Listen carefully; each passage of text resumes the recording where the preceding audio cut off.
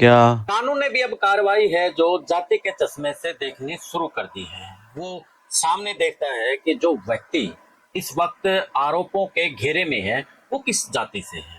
अगर मान के चलिए कि उसकी जाति दलित वर्ग से है तो उसके ऊपर कार्रवाई होना लाजमी हो जाता है, और अगर वो अपर कास्ट है तो कार्रवाई रोक दी जाती है।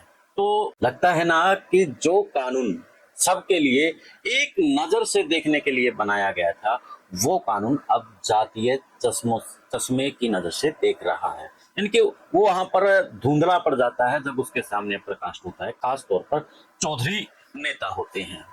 आज जो मैं ये कह रहा हूँ कुछ उदाहरणों के साथ में कह रहा हूँ। कुछ लोग कह देते हैं कि आप जातिगत टिप्पणी करते हैं, खबरें चलाते हैं, लेकिन जो सामने होता है वो चलाना हमारा काम होता है। अब आप देख लीजिए कि भूपेंद्र सिंह हुड्डा है, उसके ऊपर 1500 करोड़ जमीन का मामला है। एक नहीं बल्कि उसके दर्जनों मामले हैं। उसके साथ क्या करती है ईडी? उसको ना गिरफ्तार करती है, ना उससे उसको बेल भी मिल जाती है, और यानी कि वो उस पचड़ों से निकल जाता है जिन पचड़ों में एक दलित नेता को उलझा दिया जाता है। अब आप आ जाइए दुष्यंत चौटाला के ऊपर। दुष्यंत चौटाला के ऊपर शराब घोटालों को लेकर के आरोप लगे। ईडी, सीबीआई, तमाम एजेंसियों की जांच की मांग हुई, लेकिन हुआ क्या? कोई जांच नहीं हुई। अब आ जाइए दलित नेता के ऊपर, रामनिवास सुरजाखेड़ा के ऊपर। रामनिवास सुरजाखेड़ा के ऊपर सीधे गिरफ्तारी होती है, जांच के साथ में गिरफ्तारी होती है, ना उसको जमानत मिलती है। तो लगा नहीं कि जो कानून सबको एक नजर से देखने के लिए बनाया गया था, वो कानून अब जातीय नजरों से देखता है कि ये चौधरी है और ये दलित है। तो रामनिवास सुरजाखेड़ा को सलाखों के पीछे भेज दिया जाता है, और भूपेंद्र सिंह हुड्डा जिसके ऊपर अनगणित आरोप हैं, कोई किसी में सीबीआई ने चार्जशीट पेश कर दी है, ईडी जांच कर रही है, और भी बहुत से मामले हैं, लेकिन आराम से घर बैठे हैं। सलाखों के पीछे कानून को डर लगता है कि ये चौधरी है, इसको अगर भेज दिया तो खैर नहीं है। वही दुष्यंत चौटाला की बात करें तो दुष्यंत चौटाला जब 2020 में जब कोविड काल था, उस वक्त बड़ा घोटाला हुआ था, और उस घोटाला में जो आईएएस था विद्यार्थी, उसको क्लीन चिट दिलवा दी थी। विभाग था दुष्यंत चौटाला के पास। सीबीआई जांच की जब मांग एक वकील कर रहा है, तो क्यों ना उस मामले की सीबीआई की जांच हो रही है? क्यों नहीं जो दूसरे मामले उस वक्त, चाहे रजिस्ट्री घोटाला है, दान घोटाला है, ऐसे बहुत से घोटाले हुए, तो उन घोटालों में आखिर क्यों नहीं जांच हो पाई है? तो साथियों, आज का जो विश्लेषण है, आज का विश्लेषण यही है कि जो जिस तरीके से रामनिवास सुरजाखेड़ा को सलाखों के पीछे दुष्यंत चौटाला की जांच भी नहीं होती, और रही भूपेंद्र सिंह हुड्डा की बात, वो बाहर रह जाते हैं, तो फिर सवाल तो उठेंगे कि क्या कानून अब जातीय चश्मों से कार्रवाई कर रहा है? उसके सामने जब दलित नेता आता है तो वो सीधे कार्रवाई करके सलाखों के पीछे भेज देता है, लेकिन जब उसके सामने चौधरी आता है तो वो खामोशी, आंख बंद कर लेता है, कान बंद कर लेता है, और उसको कहीं ना कहीं जो कार्रवाई होनी चाहिए वो कार्रवाई करने से डरता है। तो आप इस पर क्या कहते हैं? आपकी भी राय जरूर चाहेंगे, कमेंट में जरूर बताना साथियों कि क्या ये कानून का जातीय चश्मा है या फिर नहीं। अगर वीडियो पसंद आए तो चैनल को फॉलो, शेयर और सब्सक्राइब भी कर दें।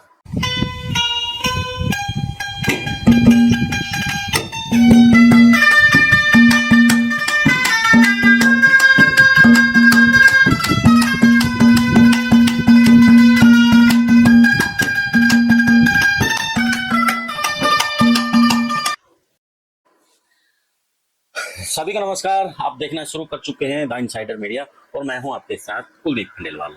और बढ़ते हैं आगे। आज जो देसी बात और जुबान कड़वी में हम जो मुद्दा लेकर के आए हैं, वो रामनिवास सुरजाखेड़ा और इसके साथ भूपेंद्र सिंह हुड्डा और दुष्यंत चौटाला को लेकर के आए हैं। जहां रामनिवास सुरजाखेड़ा के ऊपर एचएसवीपी के धोखाधड़ी का मामला है, तो वहीं भूपेंद्र सिंह हुड्डा के ऊपर भी अनगणित केस हैं। तो वही दुष्यंत चौटाला की बात करें तो उसके ऊपर जो आरोप लगे थे उनके ऊपर कोई जांच क्यों नहीं हुई है। तो सबसे पहले हम भूपेंद्र सिंह हुड्डा के अनगणित केसों को लेकर के पूरी जानकारी जुटाई है कि किस तरीके से उनके ऊपर आरोप लगे हैं और कितने आरोप लगे हैं।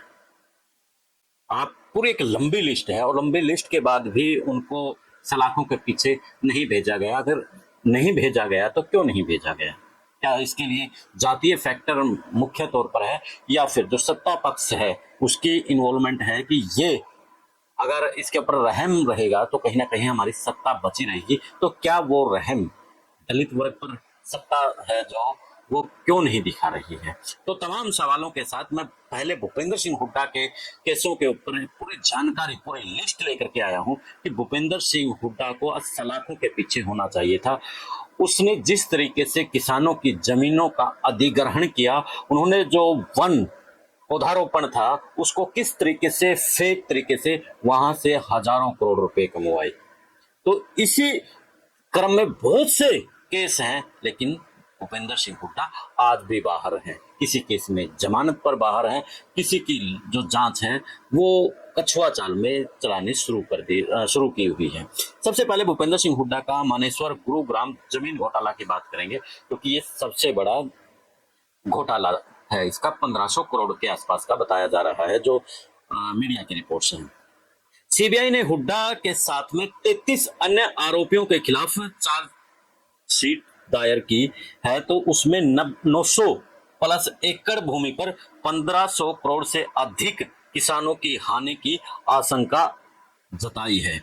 ईडी ने जनवरी 2024 में इस मामले में पीएमएल के तहत हुड्डा की रिकॉर्डिंग के लिए बुलाया था और यह मामला था जो मनी लॉन्ड्रिंग से जुड़ा हुआ था, यानी कि उसको पूछताछ के लिए बुलाया गया। लेकिन सवाल यह खड़ा होता है कि जिस तरीके से रामनिवास सुरजाखेड़ा को बुलाया गया था और उसको गिरफ्तार कर लिया गया था, तो यहाँ पर भूपेंद्र सिंह हुड्डा को गिरफ्तार क्यों नहीं किया गया है? 1500 करोड़ का मामला है।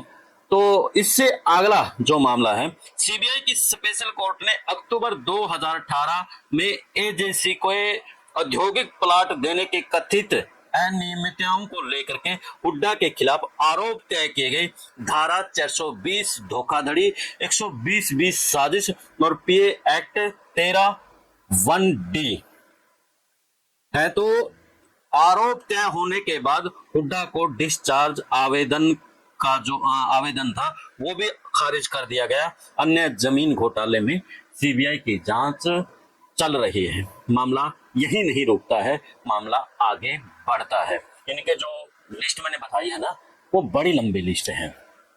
Gurgaon Rajiv Gandhi trust land grab case, इसके आगे Sonipat Kharkhoda IMT land scam, Garhi Sampla land scam, Haryana का वन घोटाला यानी कि नकली वन रोपण स्कैम, रैक्सिल दवा खरीद वन घोटाला। तो साथियों, कितने मामले आप देख सकते हैं भूपेंद्र सिंह हुड्डा के खिलाफ है। और पिछले दिनों खबरें भी आई थी लगभग 29 अगस्त को, और उन खबरों में बताया गया था कि भूपेंद्र सिंह हुड्डा और उनके साथ 834 करोड़ की जो संपत्तियां थी वो अटैच कर ली गई है ईडी द्वारा, जिसमें लगभग 401.65 एकड़ जमीन को लेकर के बताया गया था। यानी कि जब इतनी संपत्तियां उनकी जब्त कर ली गई हैं तो आप समझ सकते हैं कि इतनी लंबी लाइन। तो आगे बढ़ते हैं। जो कानून कार्रवाई की जो धाराएं हैं, सेक्शन 420 आईपीसी धोखाधड़ी, सेक्शन 120 साजिश, सेक्शन 13(1)(d) एक्ट 1988 का जो एक्ट है उसमें सरकारी पद का दुरुपयोग कर उसका लाभ लेना, और जो पीएमएलए है उसमें अगर मनी लॉन्ड्रिंग सिद्ध हो जाती है तो उसमें सजा और प्रॉपर्टी जो अटैच हो जाती है, और 834 करोड़ की जो प्रॉपर्टी है वो अटैच की जा चुकी है। तो ऐसे में आप सवाल समझ सकते हैं कि किस तरीके से यहाँ पर कानून अपना काम करता है।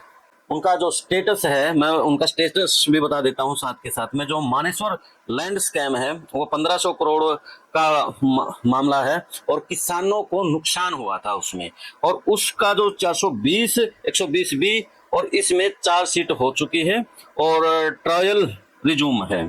तो पीसी एक्ट पीएमएलए के तहत तो देखा जा सकता है कि कितने कार्रवाई है और कितनी धाराएं उनके ऊपर लगी हुई है। इससे आगे जो एजीएल प्लॉट अलॉटमेंट का है, प्लॉट C17 की अनियमितताओं को लेकर के इसमें भी 620 120 बीपीसी इसमें आरोप तय है और जमानत इसमें मंजूर कर ली गई है। तो जो फेक वृक्षारोपण का मामला था राजीव ट्रस्ट का, वो भी 1000 करोड़ रुपए का बताया गया है, जो कि मीडिया रिपोर्ट्स के अंदर है। वो भी अवैध भूमि सौदे के लाभ को लेकर के है। इसमें अभी सीबीआई जांच जारी है। तो वहीं ईडी प्रॉपर्टी अटैच मामला, उस मनी लॉन्ड्रिंग का जो मामला बनता है, इसमें पीएलएम के साथ में कार्रवाई के साथ में पूछताछ अभी भी जारी है। तो साथियों, अब आते हैं हम दुष्यंत चौटाला के ऊपर। उससे पहले रामनाथ सुरजाखेड़ा को लेकर के बता दूं कि रामनाथ सुरजाखेड़ा 275 करोड़ को भी यानी के मामले में सुनील कुमार और रामनिवास को गिरफ्तार किया गया था। और इस मामले में पहले उनको 5 दिन के लिए गिरफ्तार किया गया था, कस्टडी में लिया गया था। फिर उसके बाद उनको जेल भेज दिया गया और उनकी जो बेल है वो खारिज कर दी गई है। तो यहाँ पर उनकी तो बेल खारिज हो जाती है, लेकिन भूपेंद्र सिंह हुड्डा की बेल है जो खारिज नहीं होती है। इसके बाद हम आते हैं दुष्यंत चौटाला के ऊपर। तो दुष्यंत चौटाला के ऊपर जो आरोप हैं वो भी, क्योंकि उनके पास विभाग था, विभाग होने से कहीं ना कहीं वो सवाल तो उनके ऊपर उठेंगे, और सवाल तब ज्यादा उठेंगे जब वो ऑफिसर, आईएएस ऑफिसर को क्लीन चिट दिलवा देते हैं। और क्लीन चिट दिलवाने के साथ में उसके ऊपर आरोप को लेकर के अभय सिंह चौटाला और दूसरे विपक्षी दल उठाते हैं, लेकिन उनके ऊपर भी सवाल उठता है कि वो पीआईएल या अदालत में ले जाने की बात नहीं करते हैं, वो सिर्फ सदन में एक जो फॉर्मेलिटी है वो पूरी करते नजर आते हैं। दुष्यंत चौटाला के पास ये जो एक्साइज का उस टाइम विभाग था, 2020 में जो कोविड काल के दौरान बड़ा घोटाला हुआ था, शराब घोटाला, उसमें जो वकील है प्रदीप रापड़िया, उसने भी बताया था कि इसमें बड़ा अमाउंट, करोड़ों रुपए का घोटाला था। इसमें लगभग 9000 करोड़ के आसपास, 9519 करोड़ का मामला जो प्रदीप रापड़िया की मैं खबर देख रहा था उसमें लिखा हुआ था कि अगर 9519 करोड़ का मामला है और उसकी जांच ईडी और सीबीआई को नहीं दी जा रही है, उसकी जो जांच है जो हरियाणा में की गई है वो भी छुपाई हुई है, वो भी जो पूरी जानकारी है अब तक बताई नहीं गई है। लगभग 5 साल बीत चुके हैं, अभी तक वो मामला में क्या कुछ है क्या नहीं है वो अंदर ही है। और उसमें जो छोटी मोटी कार्रवाइयों में पुलिस इंस्पेक्टर के साथ में, पुलिस इंस्पेक्टर, पुलिस कर्मी के साथ में जो उस विभाग के जो कर्मचारी अधिकारी थे उनको सस्पेंड करके यानी कि फॉर्मेलिटी पूरी की गई थी। लेकिन सवाल तो खड़ा होता है कि जब दुष्यंत का महकमा है तो सीबीआई इस जांच इसमें अब तक क्यों नहीं हो पाई है। एसआईटी की जो रिपोर्ट थी उसने पाया था कि फेक स्टॉक या चोरी की शराब की जो लॉकरों से शराब गायब थी और करोड़ों रुपए की शराब की चोरी का यह मामला था। तो इसके साथ में 2023 में फिर से शराब के कारण से कुछ मौतें हुई थी, लगभग 14 के आसपास मौतें हुई थी। तो इनके ऐसे बहुत से मामले हैं, रजिस्ट्री घोटाला है, धान घोटाला है, घोटालों की एक बड़ी लंबी लाइन है।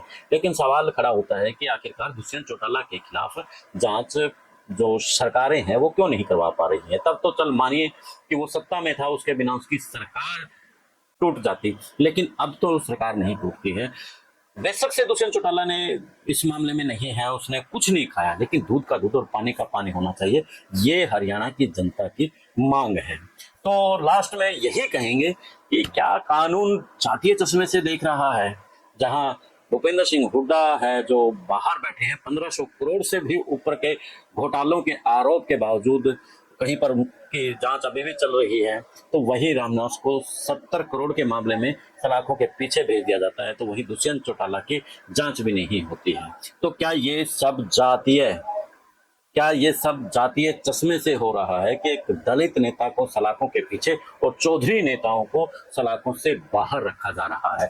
तो क्या कहेंगे साथियों, आप अपना राय जरूर दीजिए। देश और प्रदेश की खबरों के लिए देखते रहिए मेरे साथ विश्व प्रेम न्यूज नेटवर्क पर, सभी विश्व प्रेम न्यूज नेटवर्क पर, जहां भारत इलेक्शन वाच पर जिन राज्यों में इलेक्शन है वहाँ की क्या कुछ रिपोर्ट्स हैं, क्या कुछ जानकारी है, वो वहाँ पर मिलेंगी। विश्व प्रेम न्यूज पर आपको मिलेंगी देश की पॉलिटिकल जानकारियाँ कि क्या कुछ कहाँ पर हो रहा है। तो वहीं इसके साथ इनसाइडर मीडिया पर आपको हरियाणा से जुड़ी गतिविधियां और खबरों के पीछे की खबरें आपको मिलेंगी।